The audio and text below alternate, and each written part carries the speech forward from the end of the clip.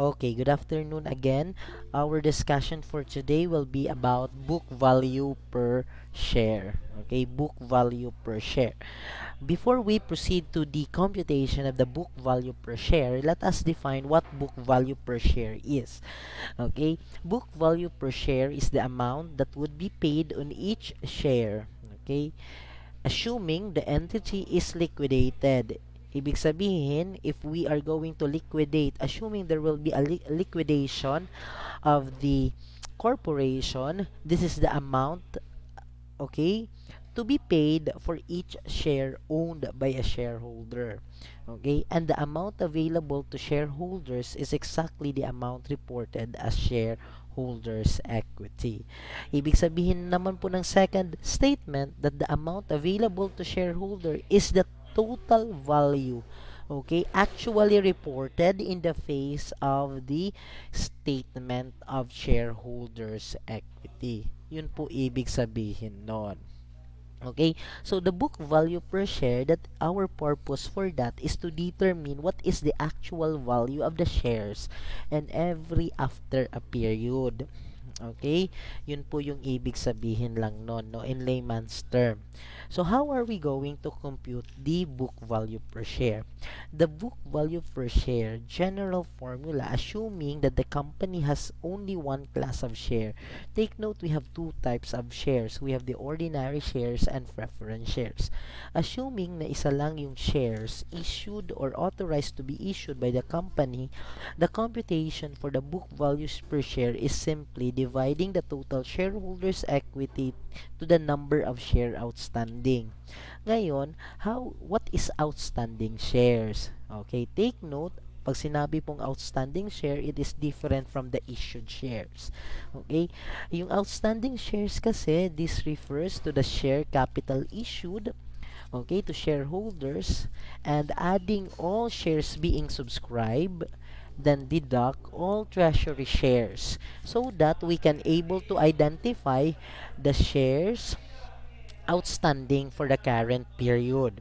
Okay, take note ha, the computation for the book value per share, assuming there is one class of share only of the entity, is the total shareholders equity over the number of shares outstanding. And the outstanding shares is determined by adding the share capital issued and the subscribed shares. Then we will deduct the treasury shares related to those shares being issued so that we can able to identify the outstanding shares. Okay? So again ha, once we compute for the book value per share, our divisor, I mean numerator, will be the number of shares outstanding for the current period. How about if the company is issuing two types or two class of shares? Ibig sabihin, there is an ordinary share and preference shares, because this is most common in the real world, that the company can able to issue or authorize to issue ordinary shares at the same time preference shares. How are we going to compute for the book value per share? Well, if we're going to compute for the book value per share, we need to segregate those ordinary shareholders equity from the preference shareholders equity and divide each to its number of ordinary shares outstanding and number of shares of preference shares outstanding respectively. Ganun po natin yon gagawin. So, ibig sabihin, if you are required to compute for the book value for ordinary shares, kunin yung mga share, yung parts of the shareholders equity related to the ordinary shareholders, and then kunin din yung shareholders equity related to the preference, then divide it respectively to the number of ordinary shares outstanding and to the number of preference shares outstanding. Okay, how are we going to do that? So, for example, okay, this is an example that I will present to you, no? The 2020 shareholders equity section of the statement of financial position shows the following information. There is a preference shares which is 10% at 100 par with 15,000 shares issued and outstanding, and an ordinary shares amounting to um 9 million because this is related to 120 pesos at par with 75,000 shares issued and outstanding. And then there is a share premium in the shareholders equity section amounting to 1 million pesos and the retained earnings for 14 million. I mean for 2,500,000. So the total shareholders equity amounted to, okay, amounted to 14 million pesos. Okay. Based on the records of the company did not pay any dividends since 2018. Itong information na did not pay any dividends since 2018 will be useful once we are going to compute for the book value per share of the preference shares, assuming that the preference share is a um, a cumulative and a participating preference shares. Okay, so let us assume, no, I prepare three different assumptions on the computation of the book value per share of the ordinary shares and preference shares. Okay, kasi kung one class of share lang, we simply divide the total shareholders equity to the total number of shares outstanding. Pero pag dalawa, okay, we need to segregate, no, the ordinary shareholders equity from the preference shareholders equity and divide it to its respective outstanding shares. Okay, assuming that the preference shares is non-cumulative and non-participating. Pag sinabi po nating non-cumulative preference shares, it is one on which the right to receive dividends is forfeited in any 1 year in which the dividends are not declared. Ibig sabihin, yung mga nakaraang taon wherein no dividends being declared, hindi po, i-disregard na po natin yon. Okay? Pag sinabi naman non-participating preference shares is one that is entitled to receive only the dividends equal to the fixed rate. Ibig sabihin nun, whatever excess, no, later on, after allocating the excess to the preference and to the ordinary shares, if ever, such excess hindi na po magpa-participate sa preference shares. Okay? So, ayun po ibig sabihin nun, ha. Preference shares is non-cumulative and non-participating. Take note, the balances of the ordinary shares at par is 9 million pesos. O, ganito po natin kukumputin, guys, to determine the book value per share, assuming there are two classes of shares, no? And then, we have the preference shares at par, which is 1,500,000, and the excess of par, which compose of the retained earnings and the share premium, diba, is 1 million.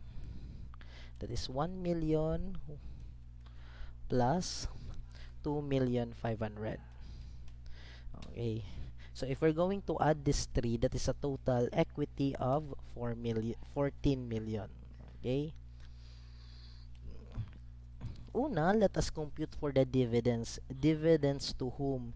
Dividends to the preference shares. Ha? Considering this is a non-cumulative and non-participating preference shares, yung i-divide, yung i-computein lang po nating dividends, no, for the non-cumulative preference shares is the dividends for the year, which is referring to the 2020. Kasi yung mga dividends na hindi na-declare o hindi natanggap since 2018 to 2019, hindi na po natin yun isasama kasi this is a non-cumulative preference shares. So, paano po natin kukumputin yung dividends appropriated to the preference shares for the year? So, we have 1,500,000 par value, okay, of the preference shares. Then, multiply it to the rate provided, which is 10%. Okay, 1,500,000 times 10%, that is 150. So, ibig sabihin, 150 from the excess of par will be allocated to the preference shareholders. So magkano po pa ang excess or remainder after allocating 150,000 to preference shares, dividends for preference shares, we have 3,350,000. Considering na hindi naman participating, the preference share is not going to participate from the 3,350,000 na remaining value after appropriating the dividends to the preference shares, yung 3,350,000 na in excess of par will be allocated automatically for the ordinary shares. Ayun, yun po ibig sabihin ng non-participating preference shares. Itong excess na na-determine natin, hindi na makikipaghati um, si preference shares kasi kukunin yan na yan ng buo ni ordinary shares. So, after that, kasi wala namang other information na, we will get the sum for the ordinary shares and for the preference shares. Okay? So, the total shareholders equity allocated for the ordinary shares is 12,350,000 and for the preference shares is 1,650,000. So to determine all the book value per share for the ordinary and for the preference shares, we need to get the outstanding shares. Considering there is no subscribed shares on the example or the illustration provided at this and treasury shares, ibig sabihin itong shares na nakalagay sa taas, itong 15,000 shares and 75,000 shares are already the outstanding shares. Okay, so let us divide that. Divide outstanding shares. Okay, so the outstanding shares for ordinary is 75,000 shares, and then for preference shares we have 15,000. Okay, so the book value per share for ordinary will be 12,350,000 divided by 75, that is 164.67, while for preference shares will be 1,650,000 divided by 15. So the book value per share for preference is 110 pesos. Okay, yon, no? That's how we are going to allocate the shareholders equity to the ordinary and to the preference shares, assuming the preference share is non-cumulative and non-participating. Sir, what if the preference share is a cumulative preference share but not participating? So ibig sabihin, the preference shares will accumulate the dividends, no, not yet paid from the year nang magkakaroon ng payment. Non-participating in a sense na the preference shares will not participate to whatever excess, okay, after deducting the cumulative dividends since from the last payment of dividends. So how are we going to do that? So, okay, ganun pa rin yung process. Okay, copy ko lang. Okay, and then the balances. Okay, we have 9 million pa rin on the ordinary shares, and then we have 1,500,000 on the preference shares. Okay. Mhm. Okay. Then the excess of par still at 3,500,000 because the total equity is the sum of the excess of par plus the ordinary shares at par plus the 1,500,000 preference shares at par, so that is 4 million pesos total equity. Una, let us get the dividends, no? Dividends again to what share? To the preference shares. Considering this is a cumulative preference shares, we need to count the number of years wherein walang dividends na binayaran. Considering the statement provides that based on the records, the company did not pay any dividends since 2018. So, ibig sabihin, since 2018, ano po ba ibig sabihin nun? Simula ng 2018 or after 2018? Ibig sabihin po ng since 2018 is simula 2018, hindi pa po nagbayad ng dividends until this year of 2020. So, that is 2018, 2019, and 2020. So, 3 years na pong hindi nagbabayad ng dividends. So, magkano po yung dividends na dapat i-allocate for the preference shares considering it is a cumulative preference shares. So, we need to multiply 1,500,000 times the 10% rate, no? Then multiply it to 3 years kasi 3 taon pong hindi nakakatanggap ng dividends si preference shares because of 2018, 2019, and 2020. So the total preference shares to be dividends for the preference shares will be 450,000. So that is 450,000. Then the excess, 3,500,000 minus 450. Okay, considering this is a non-cumulative, non-participating preference shares, from the 3,050,000, the company will not anymore, the ordinary share will not anymore participate from the 3,050,000 na excess. Okay, so yung 3,050,000, immediately i-allocate natin yan for the ordinary shares. So mako-compute na po natin yung total equity related to the ordinary shares and related to the preference shares. So let us add. Okay, that is 12,050,000 for ordinary shares, and for the preference shares i-add din po natin, ayun, that is 1,950,000. So that is the total ordinary shareholders equity na for the ordinary. Then we have 1,950,000 the total preference shareholders equity. Ngayon mako-compute na po natin yung book value per share by dividing it to its respective outstanding shares. Again, the outstanding share in this problem is 75,000 for the ordinary and then 15,000 for the preference. So, can we now compute for the book value per share? Yes, that is 12,050,000 divided by 75,000. The book value per share for ordinary is 160.67. While for preference shares, that is 1,950,000 divided by 15,000, that is 130 pesos per share. Okay? So, tignan nyo po ha, there is, meron pong difference if the preference share is a cumulative and non-participating compared to the preference shares na non-cumulative and non-participating. Okay?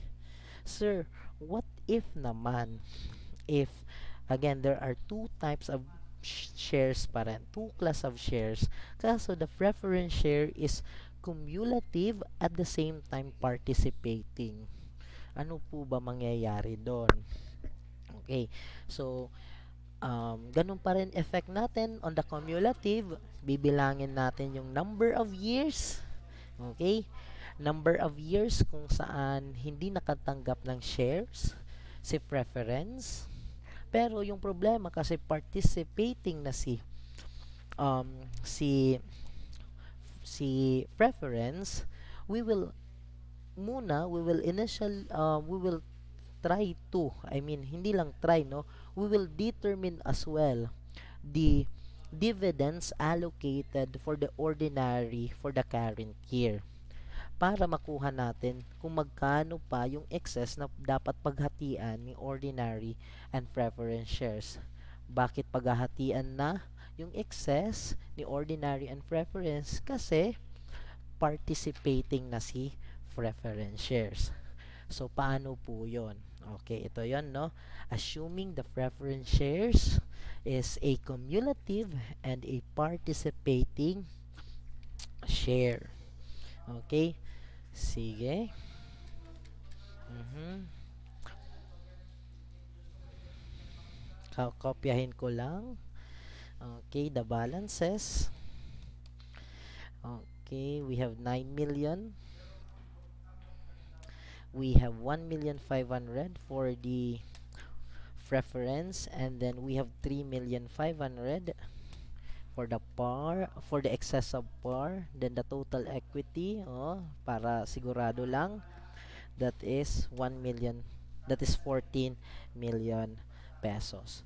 Una, for the dividends, bigyan muna natin si preference shares. Okay, preference shares, which is cumulative in this case, so that would be 1,500,000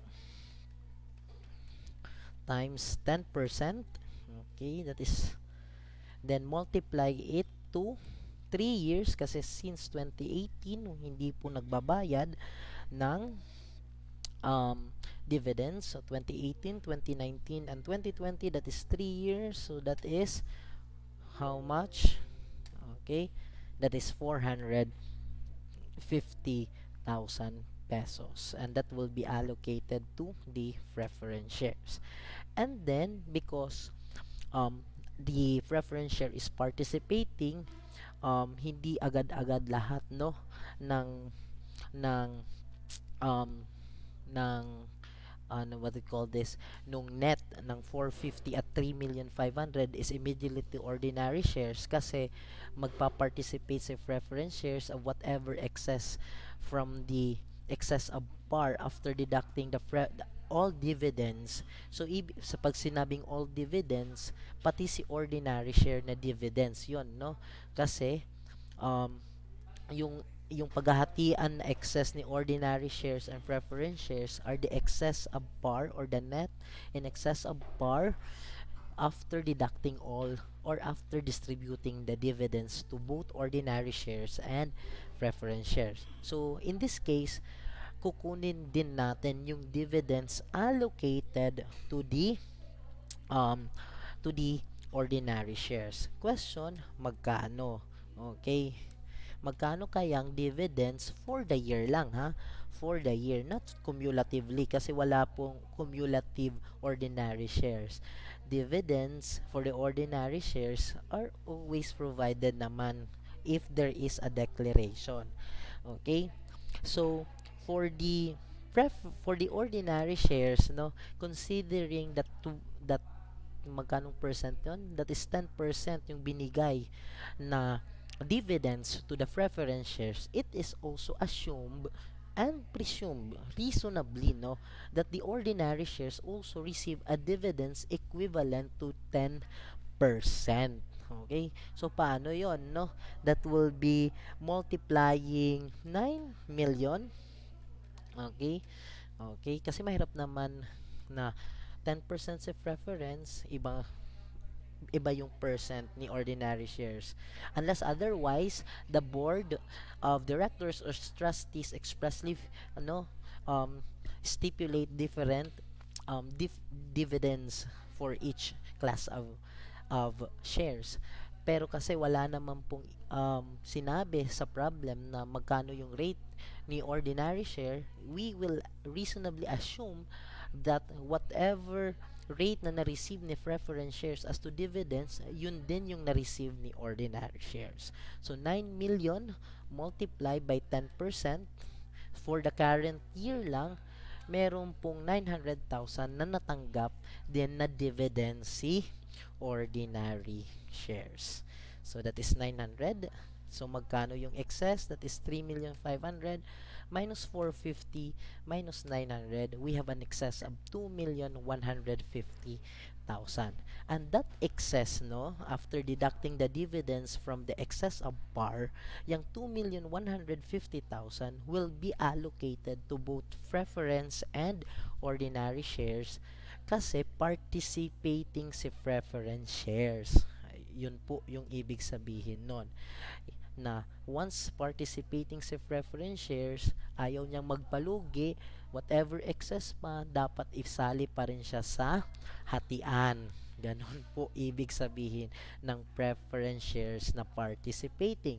Ngayon, paano po natin paghahatian yung 2,150,000? Well, we will make a ratio based on the par value. Take note, the par value of the ordinary share is 9 million. Diba?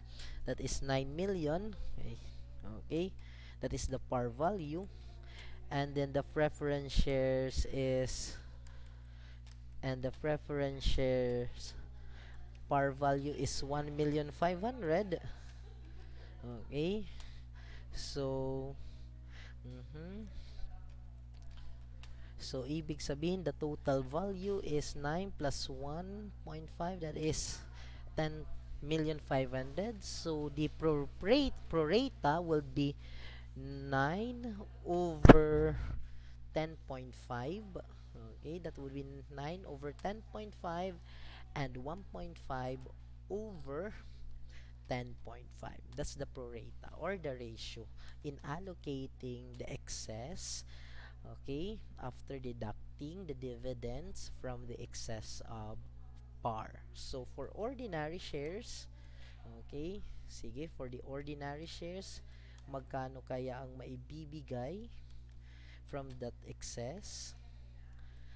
Okay, that would be 2,150,000 multiply by 9 over 10.5.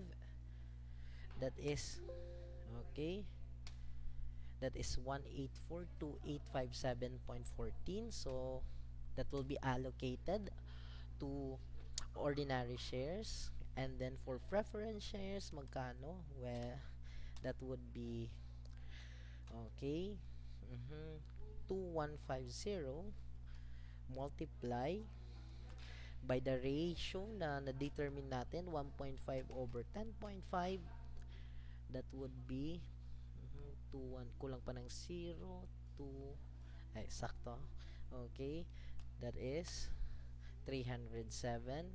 Tingnan natin, add muna natin itong dalawa if it is equivalent to the 2,150,000 na nasa taas. Ayun, that is equal. So, itong 307,142.86 will be given to the preference share kasi participative pa siya sa excess, no? Ayaw niyang magpalugi. So, after that, we will add so that we can able to identify or determine the shareholders' equity for the ordinary. So, 9 million plus 900 plus 1842857, that will be 11,742,000. That would be the ordinary shareholders' equity. That would be the total value. And then, ganun din po gagawin natin on the part of the preference shares. I-add po natin yan, 1,500,000 plus the dividends received cumulatively plus its participation on the excess, that is 307. So the total preference shareholders equity is 2,257,142.86. So to compute for the book value per share, we will divide it to its respective outstanding shares. So the outstanding shares for the ordinary share is 75,000, and for the preference share is 15,000. So we can now compute for the book value per share for ordinary 11,742,857.14, divided it by 75,000 ordinary shares. So the book value per share of the ordinary shares, assuming that the preference share is a cumulative and a participating share, is 156.57. And for the preference share, that would be 2,257,142.86, divide it by 15,000. So the book value per share will be 150.48. So those are the most common cases on computing the book value per share assuming there are two classes of preference out of shares. So what if the problem is silent as to what type of preference shares it is? The assumption is that the preference share is a non-cumulative and non-participating preference shares. Yung first assumption po ang susundin natin. If the problem did not provide any qualifying statement as to what type of preference share is being provided in the problem. Okay, so again, that's how we go are we going to compute the book value per share. And the purpose of computing the book value per share is to determine the amount that would be paid on each share, assuming the entity is liquidated and the amount available to the shareholders is exactly the amount reported as shareholders equity.